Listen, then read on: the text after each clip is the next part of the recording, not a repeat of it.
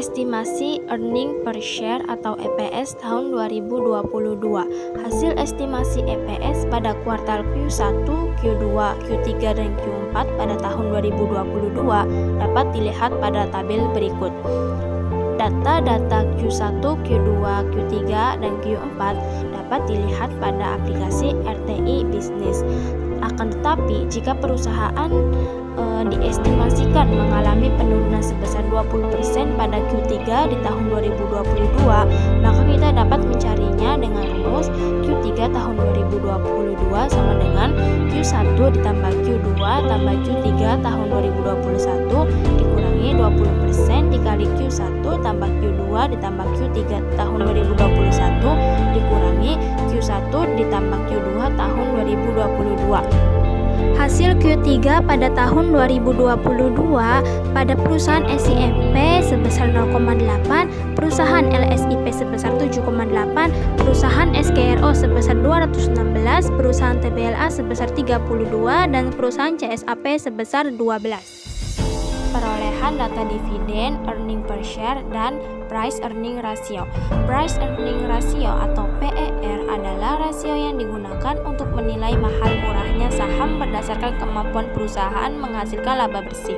Untuk mencari nilai rasio PER, kita dapat menggunakan rumus PER sama dengan price dibagi EPS. Untuk data-data dividen, EPS, dan PER dapat dilihat pada tabel berikut. Rata-rata DPR dan EPS growth. DPR atau yang biasa disebut Dividend Payout Ratio merupakan rasio persentase pendapatan yang diperoleh perusahaan dalam membayar dividen kepada para pemilik atau pemegang saham. Kita dapat mencari nilai rasio DPR dengan menggunakan rumus DPR sama dengan DPS dibagi EPS. Untuk memperoleh nilai DPR pada masing-masing perusahaan dapat dilihat pada tabel. Future value EPS dan proyeksi EPS 10 tahun ke depan. Untuk mencari future value atau FV, kita dapat menggunakan rumus present value dikali 1 ditambah G, dengan keterangan G adalah EPS grow.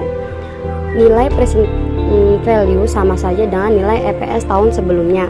Sedangkan untuk mencari nilai EPS grow, kita dapat menggunakan rumus G sama dengan EPS tahun 2022 dibagi EPS tahun 2012 pangkat 1 dibagi 10 dikurangi 1. Hasil dari future value tahun 2023 dapat kita gunakan untuk menghitung future value pada tahun 2024, begitupun seterusnya.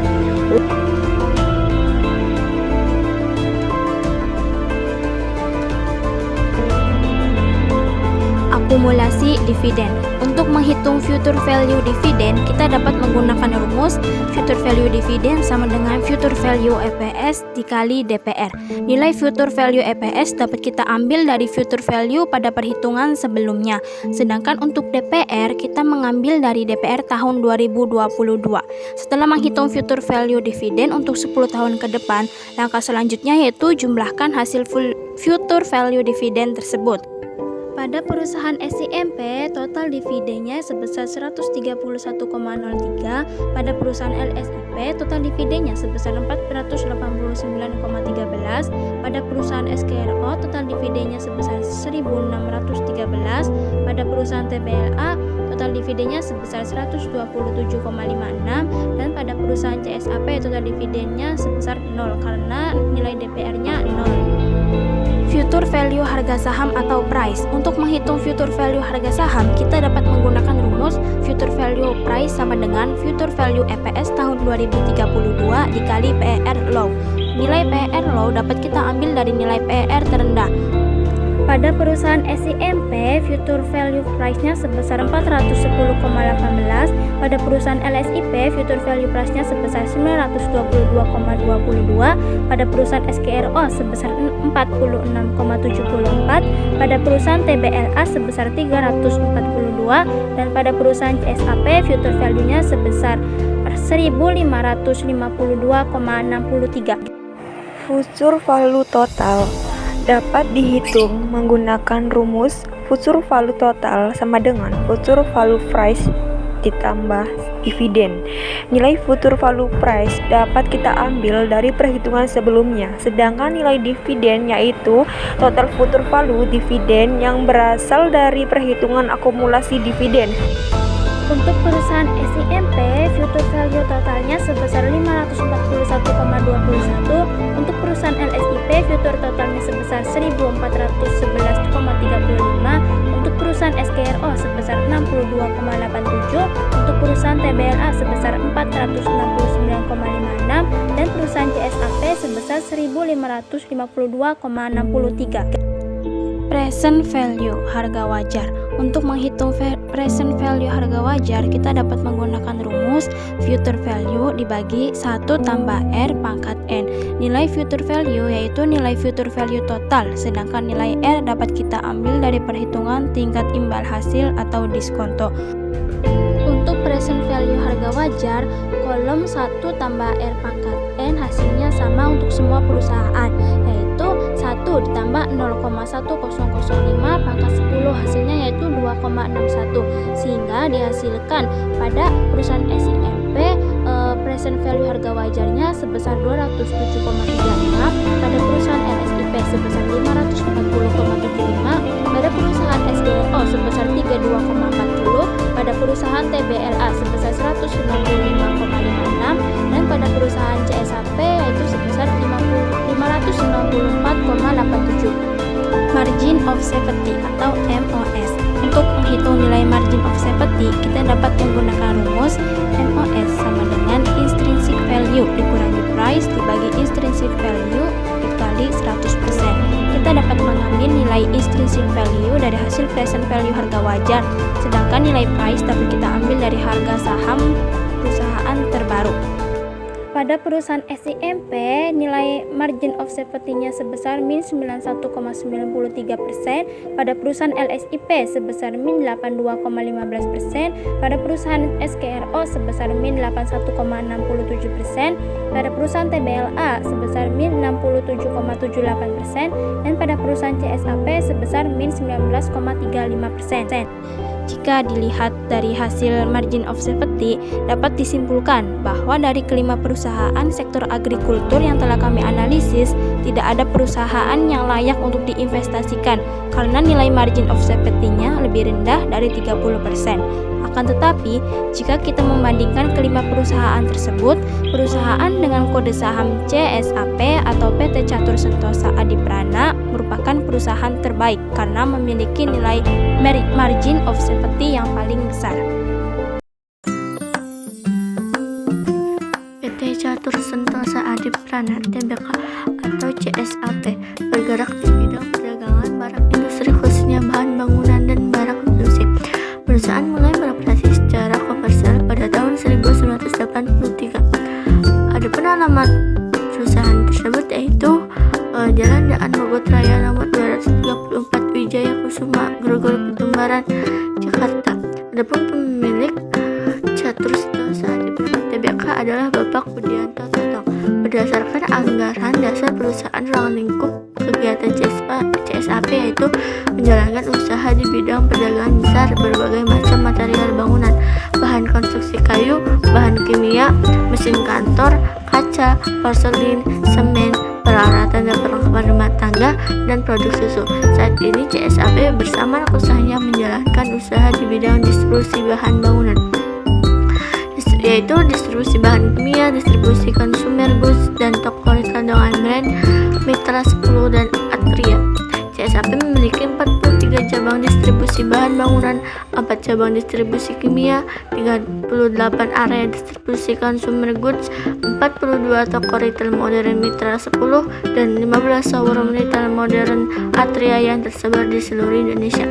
Pada tanggal 30 November 2007, CSAP memperoleh pernyataan efektif dari Bapepam LK untuk melakukan penawaran umum berdasar perdana saham CSAP atau IPO kepada masyarakat sebanyak 600 juta rupiah dengan nilai nominal 100 per saham dengan harga penawaran 200 per saham. Saham-saham tersebut dicatat pada Bursa Efek Indonesia atau BEI pada tanggal 12 Desember 2007.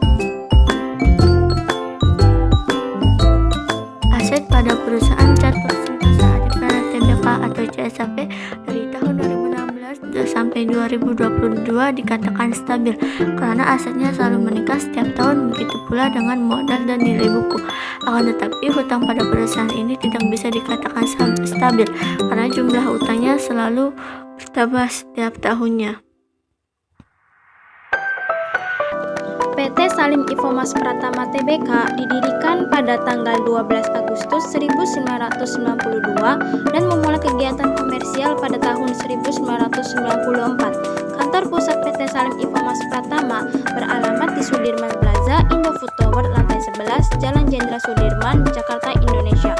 PT Salim Infomas Pratama Tbk memiliki perkebunan, hutan tanaman industri, dan pabrik-pabrik di Provinsi DKI Jakarta, Jawa Barat, Jawa Tengah, Jawa Timur, Riau, Sumatera Utara, Sumatera Selatan, Kalimantan Barat, Kalimantan Tengah, Kalimantan Timur, Sulawesi Utara, dan Sulawesi Selatan. Ruang lingkup kegiatan PT Salim Infomas Pratama adalah produsen minyak dan lemak nabati serta produk turunannya yang terintegrasi secara vertikal dengan kegiatan utama mencakup pemuliaan benih kelapa sawit, mengelola dan memelihara perkebunan kelapa sawit, produksi dan penyulingan minyak kelapa sawit mentah dan minyak kelapa mentah, pengelolaan dan pemeliharaan perkebunan karet serta proses pemasaran dan penjualan produk akhir terkait. Merek-merek utama yang dimiliki PT Salim Infomas Pratama yaitu untuk minyak goreng ada Bimoli, Bimoli Special, Happy Soya Oil, D5, Amanda, dan Mahakam. Serta untuk margarin dan lemak nabati ada Simas, Palmia, Simas Palmia, Amanda, Royal Palmia, Palmia Prime, dan Malinda.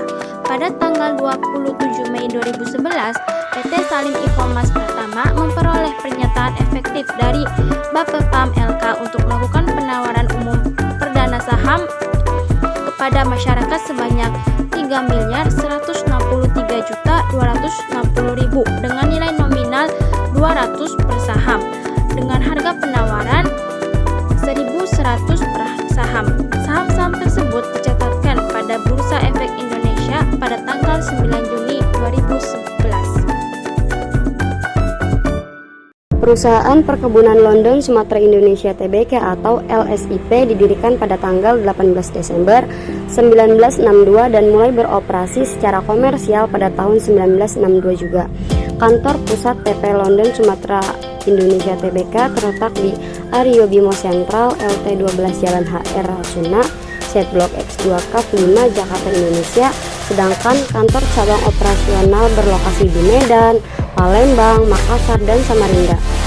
Berdasarkan anggaran dasar perusahaan, ruang lingkup kegiatan LSIP bergerak di bidang usaha perkebunan yang berlokasi di Sumatera Utara, Sumatera Selatan, Jawa, Kalimantan Timur, Sulawesi Utara, dan Sulawesi Selatan dengan lahan yang ditanami seluas 114.111 hektar. Produk utama Lonsum adalah minyak kelapa sawit dan karet, serta kakao, teh, dan benih dalam kuantitas yang lebih kecil. Di samping mengelola perkebunannya sendiri, LSIP juga mengembangkan perkebunan di atas tanah yang dimiliki petani kecil setempat atau perkebunan plasma. Sesuai dengan pola perkebunan, inti plasma yang dipilih pada saat LSIP melakukan ekspansi perkebunan pada tanggal 7 Juni 1996, LSIP memperoleh pernyataan efektif dari Bapepam LK untuk melakukan penawaran umum perdana saham LSIP atau IPOK pada masyarakat sebanyak 38.800.000 dengan nilai nominal 500 per saham dengan harga penawaran 4.650 per saham. Sampurna Agro Tbk atau yang biasa disebut dengan kode SGRO didirikan pada tanggal 7 Juni 1993 dengan nama PT Selapan Jaya dan mulai beroperasi secara komersial pada bulan November tahun 1998. Kantor Pusat Sampurna Agro Tbk berlokasi di Jalan Basuki Rahmat, Palembang, Sumatera Selatan, dan kantor korespondensi beralamat di Sampurna Strategic Square, Jalan Jenderal Sudirman, Jakarta. Berdasarkan anggaran dasar perusahaan, kegiatan SGRO adalah bergerak di bidang perkebunan, perindustrian, dan perdagangan. Saat ini, kegiatan utama SGRO adalah bergerak di bidang usaha perkebunan kelapa sawit dan karet, pabrik minyak kelapa sawit, pabrik minyak inti sawit, produksi benih kelapa sawit, pemanfaatan hasil hutan bukan kayu, sagu, dan memproduksi tepung sagu dengan merek Prima Stretch, dan lainnya, yang berlokasi di Sumatera Selatan, Kalimantan Barat, Kalimantan Tengah, dan Riau. Per akhir tahun 2021, SGRO memiliki dan mengoperasikan sendiri 8 pabrik kelapa sawit, yakni 5 di Sumatera dan 3 di Kalimantan. Seluruhnya 100% memproses tandan buah segar yang diperoleh dari perkebunan inti, plasma, dan dari pihak ketiga. Pada tanggal 7 Juni 2007, SGRO memperoleh pernyataan efektif dari Bapepam LK untuk melakukan penawaran umum perdana saham SGRO kepada masyarakat sebanyak 461.350.000 dengan nilai nominal 200 per saham dengan harga penawaran 2.340 per saham. Saham-saham tersebut dicatatkan pada Bursa Efek Indonesia pada tanggal 18 Juni 2007. Ingin menjelaskan profil Tunas Baru Lampung yang didirikan pada tanggal 22 Desember 1973. Kantor pusat Tunas Baru Lampung terletak di Wisma Budi, sedangkan pabrik berlokasi di Lampung, Sidoarjo, Tangerang, dan Palembang, dengan perkebunan terletak di Terbanggi Besar, Lampung Tengah, dan Banyu Asin, Sumatera Selatan, ataupun perkebunan dan pabrik entitas anak terletak di Lampung Tengah, Lampung Utara, Kalimantan Barat, dan Medan Komersial Ilir. Berdasarkan anggaran dasar perusahaan, ruang lingkup kegiatan TBLA terutama meliputi bidang industri, perdagangan, pertanian, dan aktivitas pelayanan pelabuhan laut. Kegiatan usaha untuk TBLA adalah bergerak di bidang perkebunan kelapa sawit dan tebu, serta produksi minyak goreng sawit, gula, minyak sawit, crude plant oil atau CPO, sabun, dan bahan bakar nabati. Produk-produk yang dihasilkan TBLA dipasarkan dengan etiket market trade pada tanggal 31 Desember 1999. TBLA memperoleh pernyataan efektif dari Bapepam LK untuk melakukan penawaran umum perdana saham TBLA sebanyak 140.385 lembar saham dengan nilai nominal nominal 500 per saham. Dengan harga penawaran 2.200 per saham, saham tersebut dicatat pada Bursa Efek Indonesia (BEI) pada tanggal 4 Februari 2002.